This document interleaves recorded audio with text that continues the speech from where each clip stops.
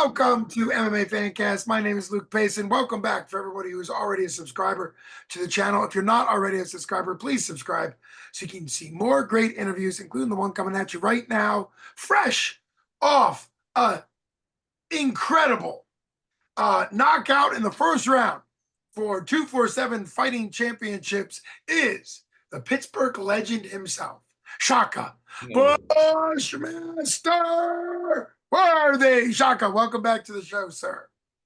Thank you. Thank you for having me. Thank you for having me. Way too kind. Definitely not a It's legend. always Definitely hey, not a legend. no, it's Man, great having you on the show. thank you. It's wonderful having you on the show. I know it was a very busy day for you. 247 put on an incredible doubleheader show. You were on the Brawl in the Burgh 21 and a half show, which was the noon card, and then your brother was the main event at the evening card. So before we get into the actual fight itself, which you put on an incredible first round knockout, what was that whole day like for you? What was the whole prep like? You and your brother fighting on the same day, but not the same card, two different cards, a couple hours apart. How did that whole thing work out for the Worthy brothers? To be honest, it was very smooth. From the production and from the way everything was put together. I gotta shout out 247 for that. They kind of made everything very clear. They sent out typed up basically the agenda for the whole weekend, sent it out early. So really everything went smooth and on schedule the entire fight week. The day before it got a little interesting. But a couple little hiccups, but we were able to work our way through it. And in the day of the fight, it worked smoothly, perfectly. Everything went great. That is fantastic. For you, nerve wise, because I know you and your brother have fought so many times as pros. Do you think it was kind of preference to go first, meaning that you'd be out of the way and then you could watch your brother, or do you think it would have been harder to be comma and kind of watch you earlier? Like how invested are you when a brother's fighting? If you still have to fight, you kind of have to hold yourself back, or like on Saturday, since you already done, were you able to like fully cheer on your brother and not have to worry about conserving energy?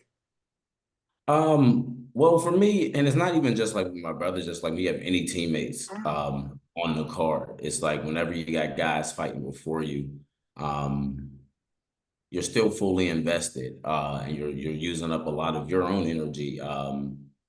So it's actually, I think it's really easy to go first. I think it's easier. I will say that because you get to knock out your stuff, and then you get to kind of just work as a coach and as a supporter.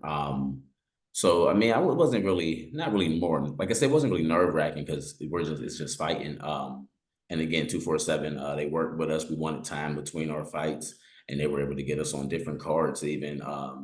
And it was just it was just all right. Let's go out there, take care of business. I'm more, he's the loud one. I gotta, he started getting did way more screaming than he said he was gonna do. But thank God we didn't have a long night because he might have been hoarse after about 2 rounds or something. But it was a good night though. A lot of learning was done, so it was fun. Well, that makes perfect sense, and it's great, like you said, you cared, obviously your brother, but also the MMA Pittsburgh MMA Academy is a big deal for you and your brother, and obviously, I think that's one of the things that's really great about a lot of the local Pittsburgh gym, the Academy Pittsburgh being one of them. Craig Perry didn't fight, but we've talked about Craig Perry before, how invested you are in all the guys that fight at the Academy. I was talking to the Cowboy Eddie, and he's excited. He is pumped. He's saying he's ready to fight for 247 in September. Hopefully Yeah, that match. Cowboy, he's been like, yeah, like we ready to get. I know I seen him at the fights. He was hyped up and Yeah, he stuff. was, man, he was Already know pumped. it's the holidays. Everybody's gonna be out, having fun, and after the holidays, everybody's trying to get back into the gym and get back on it. So, but I know you guys got the card in September, so that gives everybody a lot of time to really get together, start, training hard. But now's the time to really get in the gym and bust your ass. But So the that's work really always the key that we're always trying to tell the younger guys. Win, lose, or draw, you have to be right back into the gym if you're healthy. And if you're not healthy, you gotta be mentally getting better. So, Sure. that's what we just hoping for everything right now. Everybody just slowly getting better. Absolutely. Slowly bringing everybody's talent level up. You leveled up in a big way. Your pro record, three of your five pro wins have come by knockout. I would assume that's what you prefer to do. I've gotten to sit cage side and be right there of two of your great knockouts. You just had another wonderful knockout. So walk us through. It wasn't a long fight. You were fighting Mike Thompson. And what was it? What kind of how did that whole fight go? It wasn't long, but it was an impressive win for you. Like yeah, it was it kind of it went as planned. There was a lot of like, I mean, I watched the playback a lot. My hands were a little lower than I would like them to be, but for where I've like the positioning I've been working on over the last like year, I wanted to get back to. I kind of was there. I wanted to show off a little bit more my takedown defense. Didn't really get a chance to. He tried to take a couple of shots, but was really out of position. So I really didn't get to really show that I've actually been busting my ass with my grappling, even my offensive grappling. So that was something that I'm like, I didn't really get to display, but it was good though. Yeah, it was fun. Yeah, certainly it was fun. Talk us through the finishing sequence. You ended up getting the TKO on the ground. How did that whole sequence come together? And how do you pick your shots? We know a lot of times, when somebody goes down, you can, sometimes you can kind of over rush it. So how did you pick your shots and how do you think that stoppage was as far as things went for you? I like you said, like, because I think earlier in the fight, I had caught his leg and when I missed the cross, but he was able to fall. And I was like, okay, we could start ground and pounding. But I was like, nah, there's no reason to right now. Might as well stand back up. And I mean, if you touch somebody enough to the body, it really eliminates basically everything they can do. And then by the time they get to the ground, you just put on a show, make it hit them a few hard times, they're gonna crawl up. And I did get one or two really good clean shots in there that were good, pretty clean. But he crawled up though, so I really couldn't get any really hard, devastating finishes. But it was a smart finish though. I didn't crash in, let him.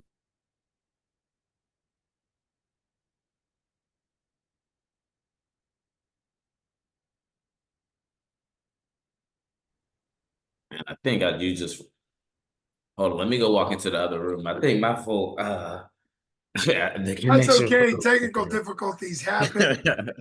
You were just talking about the that you didn't crash in.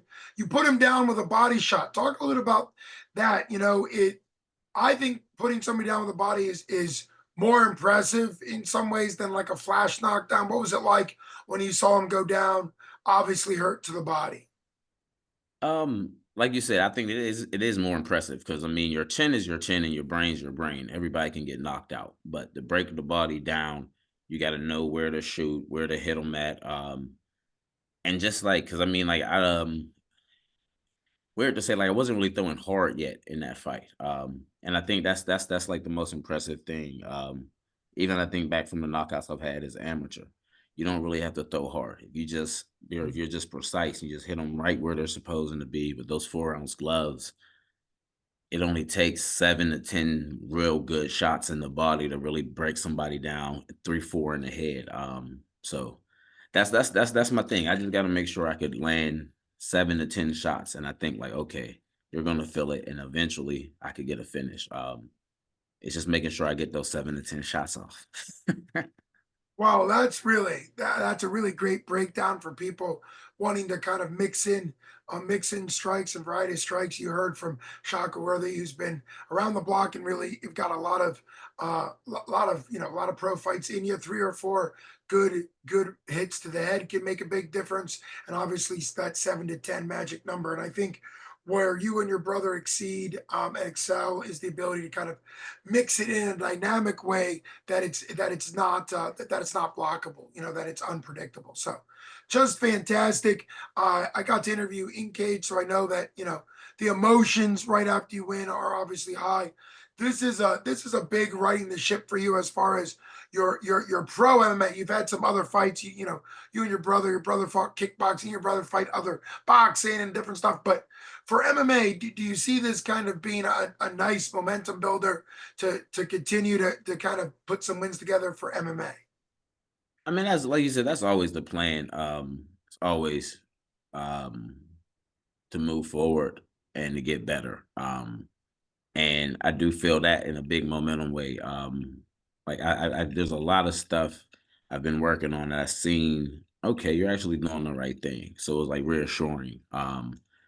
And I've always felt confident that once the cage is locked, I'm gonna bet on me. So uh, like I said, tapology is a weird thing. I like people that look on it. I like people to use Google and stuff. Just send contracts over. And that's where we leave our confidence at. We leave it in the cage and let's sign on dotted lines. Yeah, I mean, I think that makes perfect sense. It's a great attitude to have. You win and lose in the cage. Topology might make it more likely that somebody will stand on the line for you. And hey, that's a good thing then, because then you get a fight, you get to get in there, and you get to show your skill set. It's the same way anybody. It's one of the weirder things people don't understand about pro MMA. If you come from a football background or a basketball background or uh, any of the big sports, baseball, the season is set, and you're guaranteed whatever that season is. That doesn't happen in fighting. Fighting is usually one fight at a time, and sometimes you can be ready to go, and people not want to take your fights fall through, whatever it is, and so I think it's really like um, you and the Death Star have really shown it's what you do when you're in the cage. So, what are I your like I thoughts like how on you just not to cut you off, but I love that analogy is used. That's how I've always looked at fighting though, as a year. It's like what is the year? The year is your season. season? Mhm. So yeah, you might have a horrible 365 days, or you might have a good 365 days. But then once it resets, it resets. Nobody gives a shit. It's where like in team sports, that's the whole attitude. But in individual sports, it's taken different. So I think like that's the approach I've taken. So I've all been like, all right, year by year, am I getting better than where I was? Take it like you're building a franchise. So we can't all just start out as the Patriots, I love Sometimes it. Hey, I'm sometimes glad that's sometimes already. you gotta, sometimes you need a few lucky draft picks. You need to go through some rebuilding years, It's but true though. Yep. If you consider yourself a franchise, I yeah, think you in the footsteps of your brother and even a buddy of yours, Ethan, the Wolverine Goss. You, comma, and Ethan all took kind of lumps in the beginning of your pro career. Fighting guys that fighting anybody, right? And a lot of fighters don't do that. Your brother obviously built a great record, was able to get to UFC. Ethan's a double champ. You're now, like you said, your seasons are going to get better. And even though I don't like the fact that you brought up the Patriots, how dare you say that name on because this? everybody know I'm a Patriot. Come on, I Oh love it. gosh. I mean, Oh, everybody know, like everybody that knows me know, that it fits me. Like I'm a Belichick. We come to work, we do our work. Like that's it's true. It's a good certain, attitude to have. I'm just all right. It's how we do things. I know I'm in Pittsburgh. I mean, I love Oh Pittsburgh, but man. hey, hey, them ticket sales will show that I'm more so a Patriot than a Steeler. So Well, fuck no, it, it's pick all where you good. want to be at. I like it. I like to point out when people like you and others are on the show. I like to point out sort of if young fighters or people getting interested in mixed martial arts watch the show. I always try to give a nugget, and the nugget you just said is you got to consider yourself the brand. You got to consider yourself the franchise. And if you have a rough if you have a rough year, like you said, a rough season, then it's what can you learn from that? What can you change up training or to borrow the football term, is it time to kind of stick with the game plan and let it develop, let it come together, So I think that's something that to compare two great coaches in Belichick and also Tomlin. Tomlin's been Oh yeah, and and oh yeah. Like the yep, still like there's certain brand. I mean, across different sports and stuff, it's just like they ride the highs, they ride the yep, lows. There's consistency. Even when it's good, there's still consistency. Even when it's bad, there's still consistency. Um, and then you see the franchises that they might have a great year here or there, but long term, it's like, okay, you're not gonna last as long. So, we in there for the long game. You're developing it. Yes, absolutely. Absolutely. I think that makes perfect sense. There are still franchises. I think there's four NFL franchises that have never won the Super Bowl. A couple years ago, when the Eagles, I'm from the Eastern Pennsylvania, when the Eagles won, they had never won a Super Bowl before. So I think in many ways, you're developing as a franchise. I can't wait to see you. You're 33. Your brother has thrown it out there that he thinks he can fight till 40. I don't know how long you're gonna I'm go, but I'm you not know, gonna lie. He looked pretty good. Like I was like his fight was pretty like there a lot of the guys honestly the Pittsburgh guys look great. And just speaking on Kamo in particular, like he literally looked like he listened a lot. He looked very focused and locked in. And yeah, it was very impressive. I still think I look better than him in the fight. But we'll see. I'll see him next day at Spar. listen, I have a twin brother, so I know what sibling back and forth is. You guys both looked good, and see that's what's exciting. You excelled in getting that first round KO. Against the guy that was a good opportunity for you to really, show off your skill set. Obviously, Kama in under a week taking on not only a stud MMA fighter, a guy with an 11-4 record in MMA, but also a guy that clearly is like a Muay Thai kickboxing guy. And Oh yeah, they came to fight. They oh came man, to it was a fight. great That fight. was It was a that was great a fight. great fight. It was a great fight, and it's one of those things where I think you know this with your brother because you went with your brother to UFC in his corner when he went. Like, I have yet to meet a fighter that comes in to fight your brother for 247 that doesn't bring up, hey, I want to fight a guy who's in the UFC. Like, and that's a good thing. It's also can Mhm. be a bit of a target on your brother's back because everybody's like, and that's a great thing. This guy came Yeah, all the that's way the only from. thing you want. Like, I mean, nobody wants that like it's either you're gonna be the big fish or you're gonna be hunting the big fish. Yeah, It's like who wants to be in the middle, just like. yeah. But speaking of fish and meat, I can't let this go by.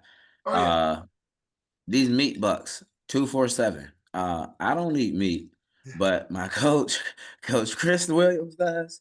And I think he deserves some motherfucking meat bucks after that knockout that he coached me to on Saturday. So shout out Chris Williams. Let's get him his meat bucks. That's I don't know how they do the voting for it or whatever the hell they yeah. do I it. don't I don't But know it's a either, but bunch of I that's a finishes that he didn't coached up. So get Coach Williams his goddamn meat bucks. there it is. There it is. Yeah, I actually did not know that. I was hanging out with some of the Matt Factor guys, some of the Academy guys at Applebee's after the fight, and several of your teammates and friends brought up the fact that you and Kama are vegans and that you deserve the meat bucks. I'm not in the voting. I think it'll be great. It's very Whoever's selfish of voting, you. vote so that Chris Williams gets his goddamn meat bucks. My man's in the Hall of Fame already. That's And right. like, look at the Yeah, goddamn every damn card. One of his fighters is damn near flooring that's somebody. true. That's Like, true. can we get some goddamn meat bucks? He's already in it now. Just on the training as an athlete, how long have you and Kama been vegan, and how does that work? Like your physique is a Well, great example of somebody who's an athlete who follows or whatever you would call yourself. You don't mhm. eat meat, so I'm sorry if I jumped to Oh you. no, no, no, no. I didn't know because I didn't I ain't want nobody to jump on me like, oh, you're not a real vegan or All not. right, Yeah, I no, you know I'm just I'm I'm just a treading regular on baby dangerous kid.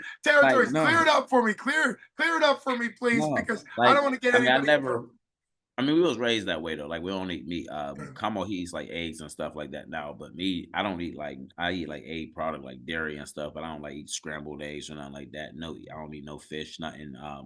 But I eat like tons of pizza and all the other regular stuff. Tons of carbs, vegetables, and all that good stuff, veggie burgers. But yeah, it's been like that my whole life though. But I love grilling though. I can still probably out grill a lot of people. A lot of I you meat once eaters. grilled asparagus, and I gotta say, I love Nah, see that's oh no. what? See, I'm not a see, I'm a vegetarian, but I'm not a healthy veg I don't wanna eat asparagus. I don't like eggplant. Give me some pizza. What are Give you me some grilling? What are pasta. you Give grilling? me You're some grilling mac and pizza? cheese. You're I'll grilling take some pizza? yams. Is Huh? that what you're grilling? You're grilling pizza? No, no, no, no, I'm not a grilled chicken. I could grill any meat, I just Oh, don't you eat mean it. you grill meat? Like, You okay? yeah, no, I could grill meat. That's no, come on now. I spend time in the South, Well, I like, know. I was especially just these trying to swag say. I was football trying to. season. Chaka, I was trying to connect with you because I've grilled meat, not to your level, but I have also grilled zucchini, yellow squash, and asparagus. So I figured that would connect us a little bit I more. couldn't do that. That's too healthy. That no, on the grill, the meat's supposed to grow on the grill. That's Let true. me That's true. stop. Well, But it's cool. I don't need the true vegans jumping down my throat. Yeah, no, I'm sorry. I should have said I was told that you and your Hey. brother do not eat meat, and No, I no, no, no, no, represented that is true. No, no, correctly. that no, So no, no, no, right. No, I don't eat you meat. don't I'm eat just meat. joking. I don't No, eat I meat. think no. Hey, hey, listen. I don't want. Welcome to the vegan. To the people out there that are watching us. We love No, the vegans, the so thank meat you very eaters, much. the Yes, vegan eaters, I we love mess with everybody. everybody. Yeah, yeah, we love everybody. No, that's Just that's think really great. healthy. You guys are. I think it's a great shout out. I can't wait. Hopefully, my guess would be, as far as the meat bucks go, that you would be awarded the meat bucks, and then you could gift them, like you said. Oh To yeah, we get that. Oh yeah, that would so be my vote guess for how they me for do the it. meat bucks, and like let's get it going. Yeah, hey, that would be great. I can tell you right now, I guarantee you, Cowboy Eddie will show up wanting a steak. But that's listen. Hey, Cowboy get a steak when he take his next fight. That's Cowboy. That's Cowboy. Oh, all right, Protecting that Cowboy. man. Shout out to you, Cowboy. You Fat could use on this book, Friday, Cowboy. use it as use it as the carrot, the motivation, you know. That's right. Absolutely. So, well, hey, I really appreciate you coming on. Always great Thank you so much for having me. when I can have you on. Thanks so much for coming on. You and your brother, everybody at the academy, the coaches, the athletes, everybody in Pittsburgh, because I know you're also friends with the Mat Factory guys, and you know Oh the yeah, shout whole out to crowd. everybody. It You was a guys great are, night for yeah. Pittsburgh. It was a great night for Pittsburgh. It's always Pittsburgh versus the world, as you and your brother always say. So Always. always. Thanks so much for coming on the show. This has been Luke Basin with MMA Fancast and the one, the only Shaka Punchmaster Worthy. Thanks so much for I coming on the show. You got it, brother. thank you, thank Take you. care. Yep.